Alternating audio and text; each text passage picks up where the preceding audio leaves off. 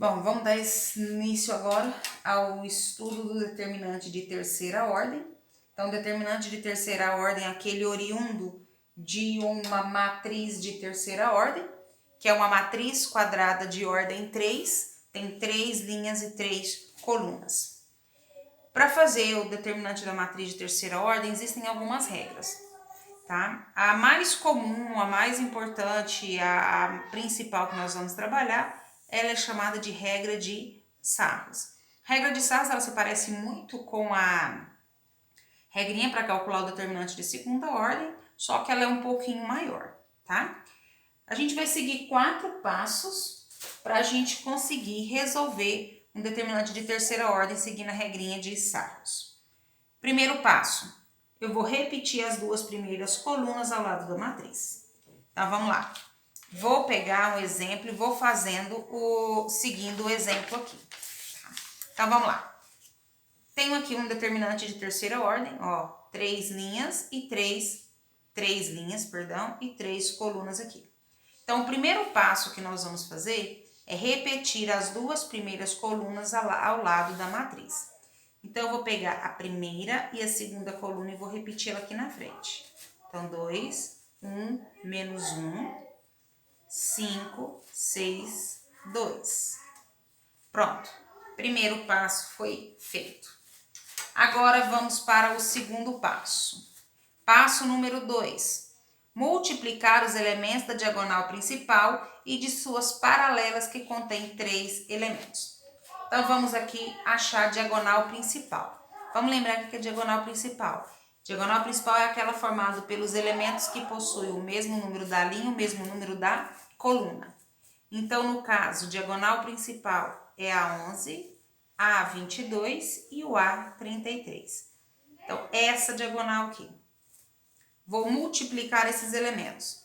Então, 2 vezes 6, 12. 12 vezes 3, 36.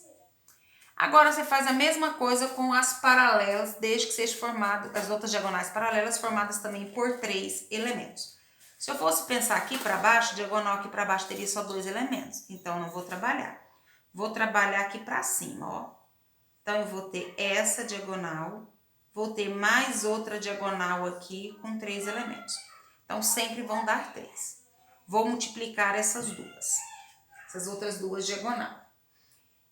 5, tem sinalzinho, vamos fazer joguinho de sinal primeiro. Positivo com positivo, positivo com negativo, negativo. 5 vezes 7, 35, 35 vezes 1, 35. Agora a próxima diagonal, essa daqui de cima. 6 vezes 1, 6 vezes 2, 12. Eu gosto de já juntar esse resultado aqui, porque eu acho que facilita para mim. Ó, 36 menos 35 dá 1. 1 mais 12, 13.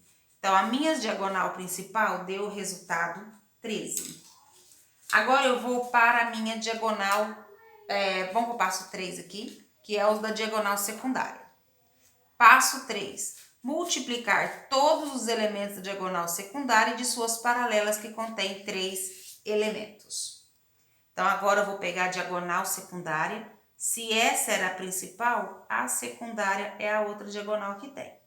Então, eu vou multiplicar ela e as suas paralelas. Então, eu tenho mais outras 2 paralelas. Então, são as diagonais que possuem 3 elementos. Vou fazer a mesma coisa que eu fiz na diagonal principal, no de verde aqui. Vou multiplicar e depois eu vou juntar os elementos para facilitar. Negativo com positivo, negativo com positivo, negativo. 1 vezes 6, 6 vezes 6, 36. Esse daqui agora, 2 vezes 7, 14. 14 vezes 2, 28. Próximo, 3 vezes 1, 3. 3 vezes 5, 15. Agora, só juntar 28 mais 15. Vou fazer a continha aqui. Vou pegar um rascunho aqui. 28 mais 15. 8 com mais 5 vão dar 13.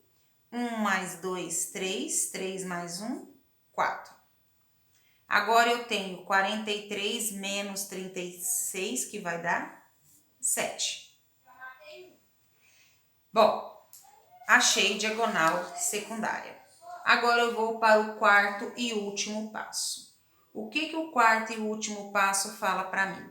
Somar todos os resultados obtidos pelas multiplicações do sentido diagonal principal e subtrair os resultados obtidos pelas multiplicações do sentido da diagonal secundária. Então, agora eu vou fazer a mesma coisa que a gente estava fazendo lá no determinante de segunda ordem. Vou pegar a diagonal principal, por isso que eu já juntei, tá? Para sobrar um valor só. Então, diagonal principal menos diagonal secundária. Então, 13 menos 7. 13 tira 7, vai sobrar 6. Prontinho.